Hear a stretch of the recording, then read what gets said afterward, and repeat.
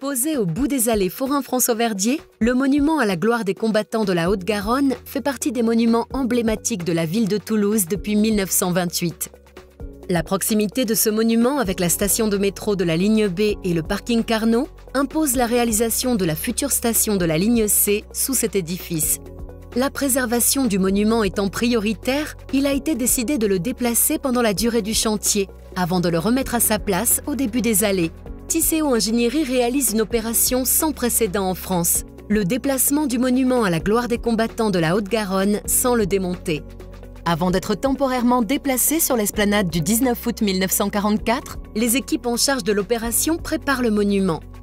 Ce ne sont pas moins de 1000 tonnes réparties sur les 15 mètres de hauteur qui doivent être déplacées. Les préparatifs sur le monument s'enchaînent. Après avoir déposé les pavés et les emmarchements, les opérations de protection des sculptures, de dépose des trophées et de renforcement des fondations sont réalisées. Le monument sera renforcé par une structure métallique à l'extérieur et une structure en bois à l'intérieur.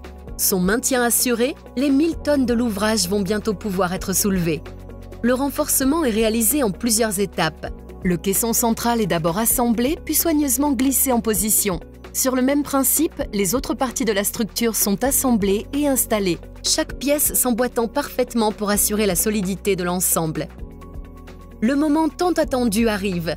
Le monument est soulevé d'environ 2 mètres à l'aide d'un système de vérins. Cette lente montée durera plusieurs jours. Pour ce déplacement inédit en France, les CAMAG, des plateaux motorisés composés d'une centaine de roues, entrent en scène. Ils vont permettre le déplacement du monument en toute sécurité. Le jour J est enfin là. Une première rotation à 90 degrés permet d'aligner le monument sur les allées François-Verdier et de pouvoir le glisser entre les arbres pour être positionné sur son emplacement provisoire. Pendant toute la durée des travaux du métro, le monument sera stocké sur une dalle. Des inspections régulières seront effectuées pour garantir la sécurité et l'état du monument pendant cette phase. Afin de permettre la continuité des commémorations, un lieu temporaire sera aménagé en collaboration avec les associations d'anciens combattants. Plus de 4 ans se sont écoulés. Il est temps de rendre au monument sa position historique dans l'alignement des allées François-Verdier et de la rue Bertrand-de-Lille. À nouveau, le monument est soulevé, déplacé puis tourné avant d'être redescendu dans sa position définitive au-dessus de la station de métro. Le monument est libéré de ses renforts de métal et de bois. Les escaliers et les pavés sont remis en place. Les travaux de finition et de restauration sont réalisés pour redonner au monument son apparence initiale. Cette étape marque la fin d'un processus complexe et le début d'une nouvelle ère pour le monument à la gloire des combattants.